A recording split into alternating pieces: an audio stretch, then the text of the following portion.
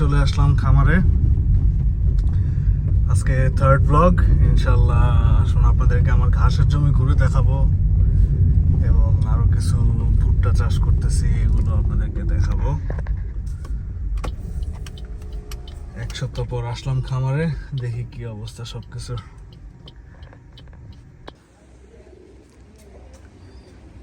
আজকে ভুট্টার ঘাস চলে আসছে, এই যে আমাদের জারা ঘাস, আমাদের রাফেজ হিসেবে আমরা যে ঘাসের ইয়েটা দেই ওইটা চলে আসছে। গরু এখান থেকে কিছু কমাইছি বলতে বিক্রি করিনি, গরু কিছু অন্য ঘরে নিয়ে গেছি। আমাদের যে গাভীর শেডটা ছিল ওই শেড থেকে কিছু গাভী আমরা বিক্রি করে দিছি,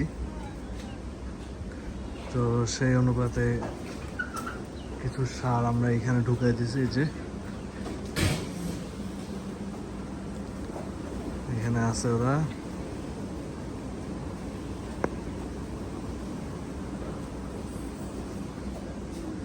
এই তো সারগুলো সব এখানে রেস্টে আছে। বাছুরটা একটু দুর্বল হয়ে গেছে, হয়তো পেটে কোনো একটা কারণে বদহজম হওয়াতে পাতলা পায়খানা করতেছে। সে এটাকে ক্রিমির ডোজ করাই দিব। ওয়েদারটা সুন্দর। দেই কোথায় আজকে কি হইতেছে, কে কি করতেছে আমার খামারের। আমাদের ক্ষেতের আলু হইছে, আলু উঠানো হয়েছে, কিছু হয়তো বিক্রি করা হবে আর মেইনলি আমাদের নিজেদের খাওয়ার জন্যই করা। এখন যাব একটু ভুট্টার ক্ষেত দেখতে, ভুট্টা কিনতে হবে আমাদের, আরো ভুট্টার গাছ সহ ক্ষেত। তো চলেন দেখি কতখানি কি পাওয়া যায়। কোথায় আমার এই সাভারের এই আশপাশ দিয়েই দেখবো, ওয়াকিং ডিস্টেন্সে, যাতে আমার গাড়ি ভাড়া দরকার না পড়ে। এখানে প্রচুর মানুষ ভুট্টা চাষ করে। আমার এই একটা জমি আছে, এখানে প্রায় তিন না আড়াই বিঘা মতো হবে। এখানে আমি জারা ঘাসটা করছি, এই জায়গায় আলু লাগানো। এদিকে লাউ ছিল, লাউ এর গাছ লাগানোর জন্য জাংলা করা ছিল, ওগুলা সব ভেঙে ফেলা হয়েছে, কারণ লাউ এর জাংলা আমরা নিচে করছি।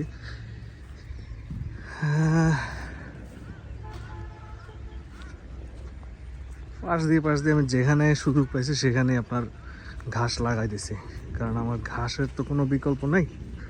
তো যেখানে পারছি সেখানেই ঘাস লাগাই দিছি।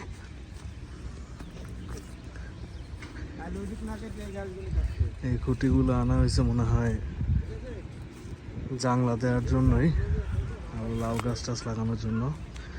এখানে প্রায় 2 বিঘা জায়গার মতো গম চাষ করা হয়েছে। মোটামুটি চেষ্টা করতেছি আমরা যে আমাদের নিজেদের ফ্যামিলিতে টুকিটাকি যা লাগে দৈনন্দিন, সেগুলো এখান থেকেই নিজেরা চাষ করে নিজেরা খাওয়ার। এগুলো কোনো কিছুই বিক্রির জন্য না, সব কিছুই নিজেদের জন্য।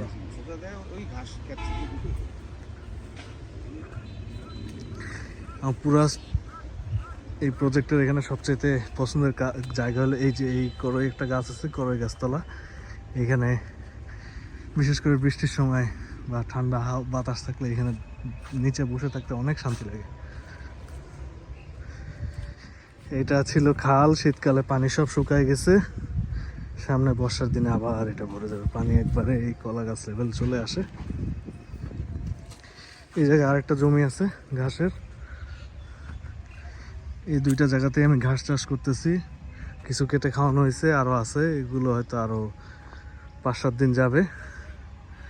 এগুলো কাটা হইলে এখানে আমরা গোবর ছিটাই দিব, আরও সার দিয়ে দিব যা লাগে, তারপর আমরা ওই ঘাসটায় হাত দিব।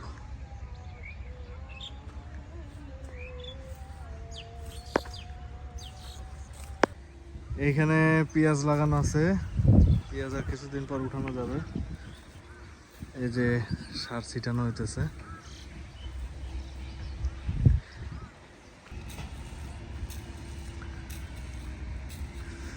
এখানে লাগানো আছে রসুন, এখানে কিছু বেগুন চারা লাগানো হয়েছে, সামনে রোজা আসতেছে। বেগুনের একটা চাহিদা থাকে, দাম বেড়ে যায়, একদম 100 টাকা 120 টাকা কেজি হয়ে যায়।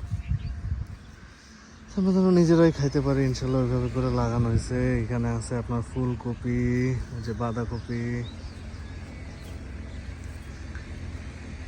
আর এইখানে আমি নিজে কতটুকু ভুট্টা লাগাইছি।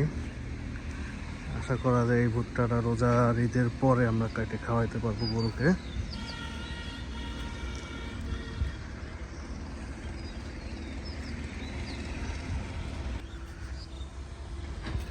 ওই পাশে আছে মিষ্টি আলু। মিষ্টি আলুটা মোস্টলি করছি কিছু বিক্রি করার জন্য, সঙ্গে নিজেরা কিছু খাবো।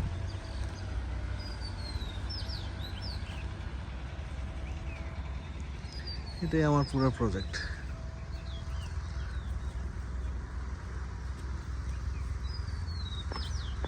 চলেন ভুট্টার ক্ষেত দেখতে যাই, কোথায় ভালো ভুট্টা পাই। কারণ এতদিন যেখান থেকে কেটে এনে খাওয়াইছে ওইটা শেষ হয়ে গেছে। তো এখন যাবো আরেকটা ক্ষেত দেখতে।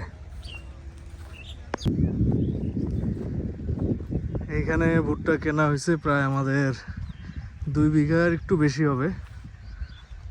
এগুলো আমরা আশা করি কালকে থেকে কাটা শুরু করব। কাটা শুরু করলে আমরা একদিন কাটলে 2 দিন খাওয়াইতে পারি। এখানে যে কিছু ঘাস আছে এগুলো সহ নিয়ে যাব। এখান থেকে যদি আমরা 1 2 দিন 3 দিন কভার দিতে পারি, আমার ঘাসগুলো একটু সময় পাইলো বড় হওয়ার। এখানে 2 বিঘা ভুট্টার মধ্যে কিছুগুলোতে মোটা মোটা মোচা চলে আসছে, কিছুগুলোতে মোচা আসে নাই, মোচা ছোট আছে। তা আমরা বড় মোচা যে দিক দিয়ে আছে ওই দিক দিয়েই খাওয়ানোটা শুরু করবো আগে। এই যে ভুট্টা কেন গাছগুলা কিছু আছে চিকন চিকন, বাট ম্যাক্সিমাম ভিতরের দিকে আমি ঢুকে দেখছিলাম, মানে ক্যামেরা বের করে ভিডিও করা সম্ভব হয় নাই। তো ওখানে আপনার মোটা মোটা গাছ আছে ভিতরে।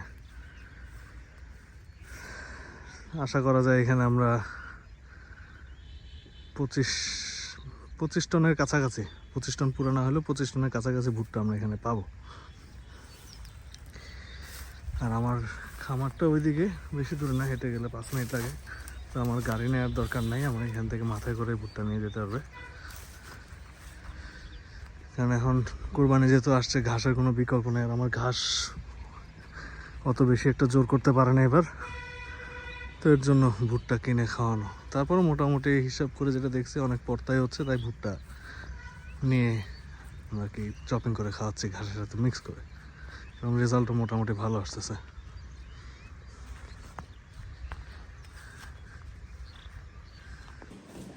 একটা জিনিস চিন্তা করতেছি, এখনো শিওর না করবো নাকি, বাট ভাবতেছিলাম পয়লা রমজান একটা স্লটারিং করে যদি বিক্রি করতে পারি মাংস।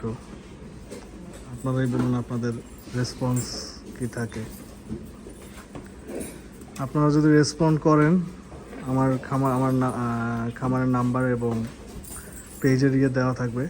আমি ভাবতেছি এই গরুটা পয়লা রমজানে যদি স্লটার করে দেই, দেশি গরু আছে মোটামুটি বড়, আমার হিসাবে 4.5 থেকে 5 মণ মাংস হবে। উত্তরাতে স্লটারিং করার ইচ্ছা আছে। যদি আপনারা মাংস নিতে চান পয়লা রমজানে, আমাকে আমার ভিডিওর নিচে কমেন্ট করুন, বা আমার হোয়াটসঅ্যাপ নাম্বার দেওয়া থাকবে সেইখানে টেক্সট করুন, বা আমার ফেসবুক পেজে আপনারা টেক্সট করতে পারেন। আমি যদি ভালো রেসপন্স পাই তাহলে হয়তো এই গরুটা আমি স্লটারিং করতে পারি, যে পয়লা রমজানে মাংস বিক্রি করব। কত টাকা কি বিক্রি করব যদি রেসপন্সের উপর ডিপেন্ড করবে। যদি ভালো রেসপন্স আসে তাহলে আমি আপনাদের প্রাইস রিভিল করবো। যদি এই যে না, রেসপন্স অত ভালো না, তাহলে আমি ক্যান্সেল করব। এখন আপনারা দেখেন, যদি ইন্টারেস্টেড থাকেন তাহলে আমাকে একটু টেক্সট করেন। বাকি এগুলো তো আমার সব কোরবানির জন্য রেডি হচ্ছে, 25 সালে বিক্রি করব।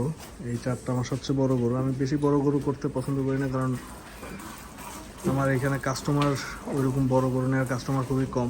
মাঝারি গরুগুলো আমার খুব ভালো চলে আলহামদুলিল্লাহ। তো কোরবানির জন্য এগুলো সব রেডি করতেছি। আশা করি আপনাদেরকে আমি 350 কেজি থেকে 700, 750, 700 ধরা যায়, 700 কেজি পর্যন্ত গরু আমি দিতে পারবো আমার এই আসন্ন কোরবানি ঈদে। বাকিটা আল্লাহ কি রাখছে ভাগ্যে। এগুলো সবই অ্যাভেলেবল আছে। আমি নেক্সট ভিডিওতে ইনশাল্লাহ গরুগুলো সব ওয়েট করব, তখন একটা ধারণা পাবো যে পার মান্থ এখন কত করে বাড়তেছে। যেহেতু এই শীত চলে গেছে, এখন গরু বাড়ার সময়, তখন আমি সবগুলো ট্যাগ নাম্বার হিসেবে সহ বলে দিব আপনাদেরকে। ট্যাগ নাম্বার সহ বললে তখন আপনারা যদি কোনো গরু পছন্দ হয়, যদি আগাম বুকিং করতে চান, আপনারা আমার সাথে কন্ট্যাক্ট করতে পারেন। আমার পেজে টেক্সট করেন বা আমার হোয়াটসঅ্যাপ নাম্বার যেটা দেওয়া থাকবে ওখানে আপনারা টেক্সট করতে পারেন, ডাইরেক্ট কলও করতে পারেন। এগুলো সবই বিক্রি করবো এবার আল্লাহ যদি চায় তো।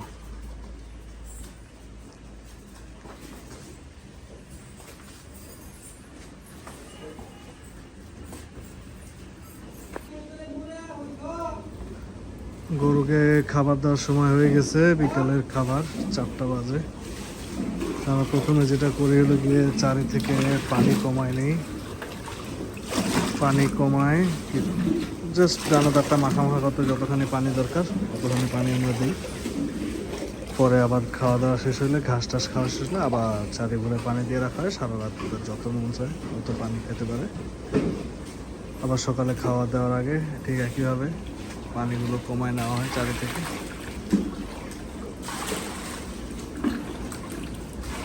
এগুলো 400 কেজির গরু, এদেরকে আমরা প্রায় 4 কেজি করে দিচ্ছি প্রত্যেক বেলায়।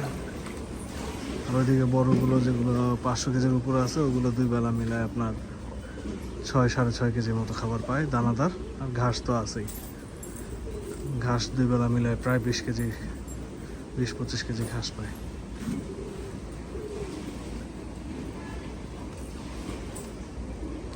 এই যে ঘাস চপিং করে রাখা আছে, এখানে ভুট্টা আর যারা মিক্সড।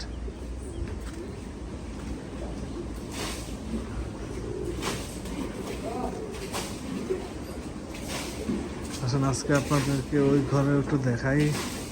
মাশাআল্লাহ, এখানে আমরা 5টা ষাঁড় ওখান থেকে কমায় নিয়ে আসছি। তো ওপাশে গ্যাদারিং বেশি হচ্ছিল, 5টা ষাঁড়গুলো আমরা এখানে নিয়ে আসছি। এর মধ্যে যেটা যেটা রেডি হবে কোরবানিতে দিব, বাকিগুলো থাকবে।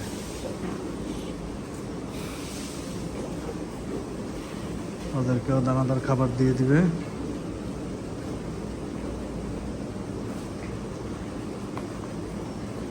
এই 2টা গরু ক্রস গরু কিনছিলাম, যদি রোজায় হয় রোজায় ছেড়ে দিব, দাম হইলে এলে থাকবে, সমস্যা এদের অনেক গ্রোথ অনেক ভালো মাশাআল্লাহ, কোরবানি পর্যন্ত নেওয়া যাবে। এখন এইটা প্রায় 400 কেজির উপরে আছে, 450 কাছাকাছি। এটাও 400 কেজি ধরা যায়, 405-10 কেজির মতো আছে এটা।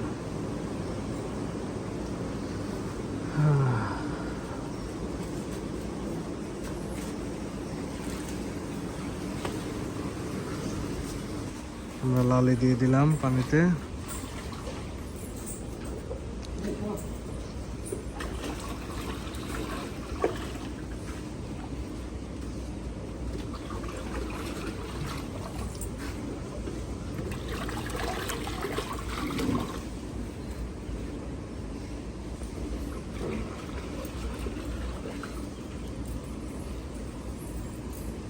এবার বড়গুলোকে আগে দানাদার দেওয়া হবে, তারপর ওই পাশে মিডিয়ামগুলোকে দেওয়া হবে।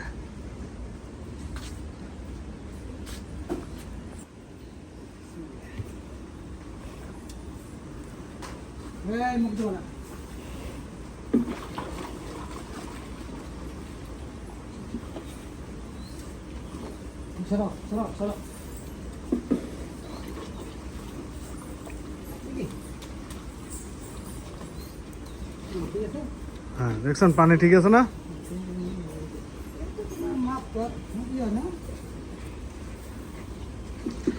এই গরুটার একটা বাজে অভ্যাস, ওর 2 পাশে যদি অন্য কোনো গরু থাকে, ওদের নিজের চারি রেখে আগে অন্য চারিতে খায়, তারপরে নিজের চারি খায়।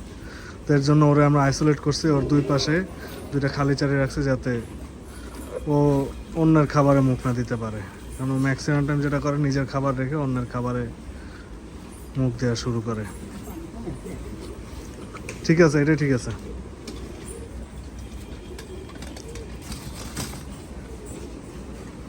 খাওয়া, মাশাল্লাহ মাশাল্লাহ, অনেক অনেক মুখে মাশাল্লাহ দেখছি।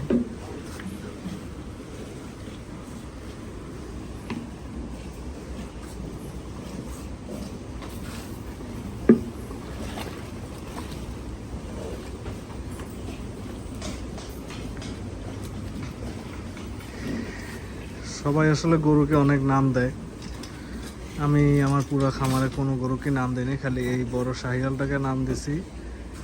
ওরে আমি সুলতান ডাকি, এটা আমার খামারের সুলতান। আর আমার রাখালরা ওরে আদর করে বাবু ডাকে। আমরা যখন প্রথমে আসছিল পুরা অনেক অলস ছিল এবং ও সহজে শুইলে আর উঠতো না, অনেক কষ্ট উঠানো লাগতো ওরে, এর জন্য ওরে বাবু নাম দেওয়া হয়েছে। আর এইটা আমার নেপাল, এইটার নাম দেওয়া হয়েছে সুম্বুল। এই দুইটা গরু বাদে বাকি কোনো গরুকে আমার নাম দেওয়া হয় নাই, নামকরণ করা হয়নি। এদের সবাইকে আমি এদের ট্যাগ নাম্বার দিয়ে চিনি। খাবার দিয়ে দেওয়া হচ্ছে এবং এরা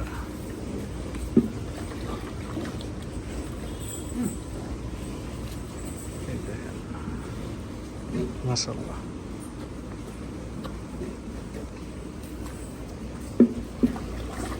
দেখছেন এখানে পানি কিন্তু বেশি হয়েছে আবার হাকিম ভাই।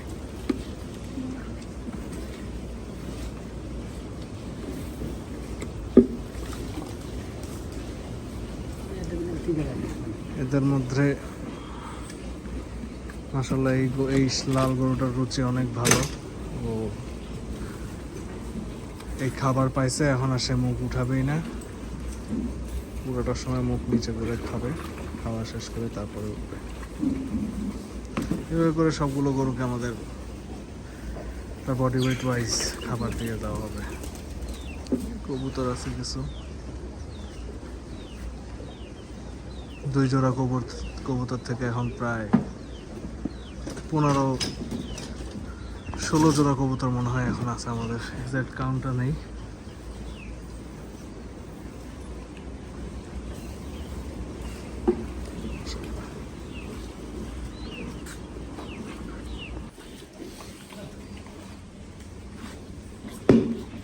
ওর খাওয়ার স্টাইলটা অনেক ফানি, মানে মনে হয় যেন জীবনে খায় নাই এমনভাবে খায় মাশাল্লাহ।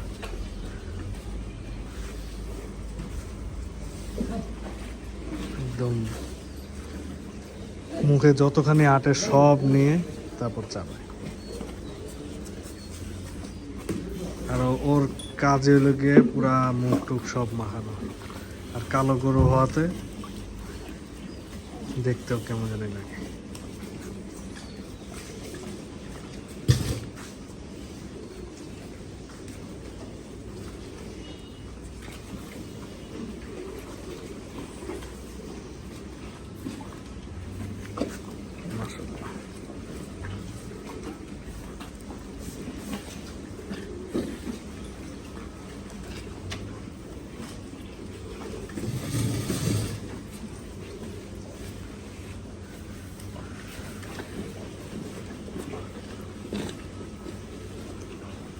সবার চারি থেকে পানি কমাইতে হয়, আর এই গরুটার চারিতে আমার পানি মাশাআল্লাহ আরো এক্সট্রা দেওয়া লাগে, অনেক পানি খায়, প্রচুর পানি খায়। চারি ভরে পানি দিলে, সকালবেলা চারি ভরে দেয়, বিকালে খাবার দেওয়ার আগে দেখে চারি অলমোস্ট পানি খালি করে ফেলে।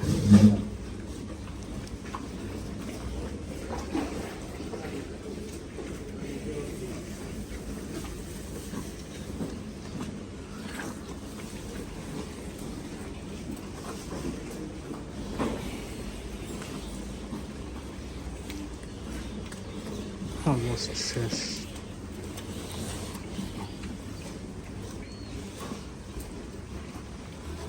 এই সাইডেও এই গরুটা অনেক স্লো খায়, এইটা আর এইটা, এই দুইটা গরু অনেক আস্তে আস্তে খায়, এর মাথায় এখনো উঠে নাই।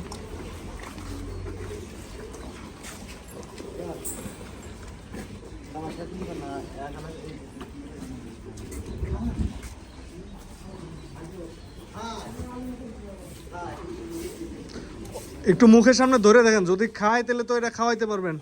বাবুর সামনে ধরেন, দেখেন খায় নাকি, কালুর সামনে ধরেন। হ্যাঁ আচ্ছা, এটা দেখেন, হ্যাঁ খায় তো।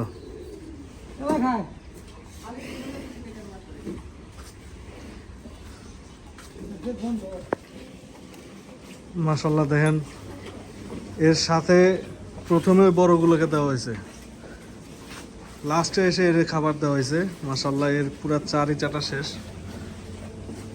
অথচ এরা এখনো খাচ্ছে। এই সাথের গরুরও দেখেন এখনো বাকি।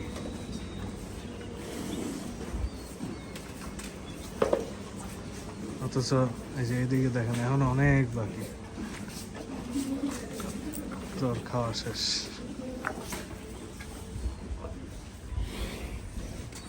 এখন আমরা এই চারিতে একটু পরে ঘাস দিয়ে দিব, চেটে পুরা একদম ক্লিন করে ফেলে। মাশাআল্লাহ মাশাআল্লাহ।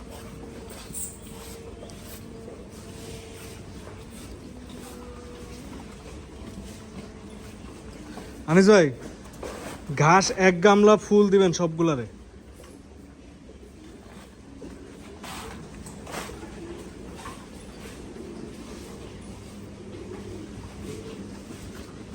এই দেখেন মাশাআল্লাহ সব শেষ।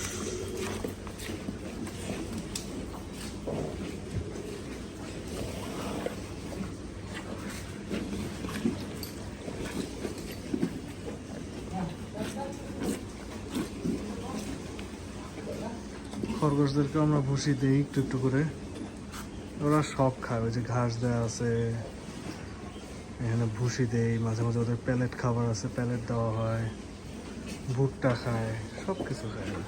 মাশাআল্লাহ।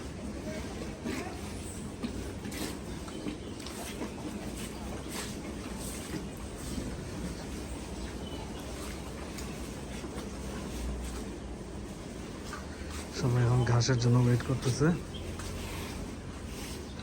ঘাস দিয়ে দিব। এই যে ঘাস দিয়ে দেওয়া হচ্ছে।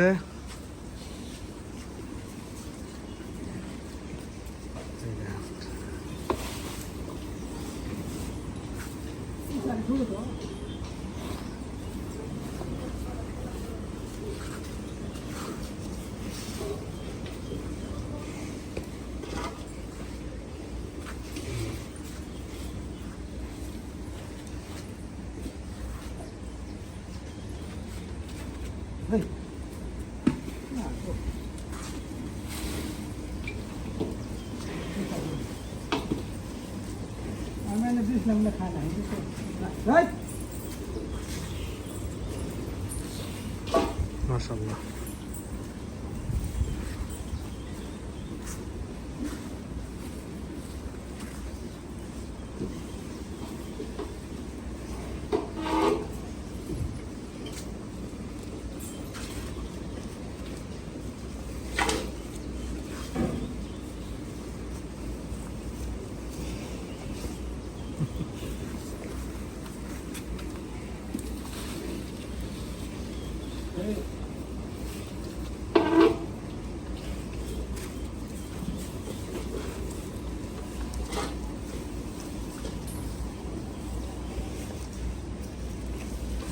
এইভাবে এখন সবগুলোকে ঘাস দিতে হবে।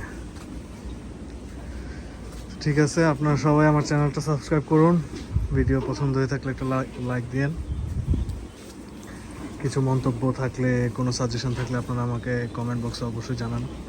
কারো যদি কোনো গরু পছন্দ হয়ে থাকে, এখান থেকে যদি কোরবানির উদ্দেশ্যে নিতে চান, কমেন্ট বক্সে জানান, বা আমার হোয়াটসঅ্যাপ নাম্বার দেওয়া থাকবে, সেখানে আপনারা টেক্সট করতে পারেন, অথবা আমার পেজে ইনবক্স করেন। নেক্সট ব্লগে ইনশাল্লাহ আমি আপনাদের সবাইকে সবগুলো ট্যাগ নাম্বার সহ বলে দিব। তাহলে ভালো থাকুন সবাই, ইনশাল্লাহ দেখা হবে আবার অন্য কোনো ব্লগে। থ্যাংক ইউ সবাইকে, সানরাইজ ক্যাটেলের সাথেই থাকুন। ধন্যবাদ।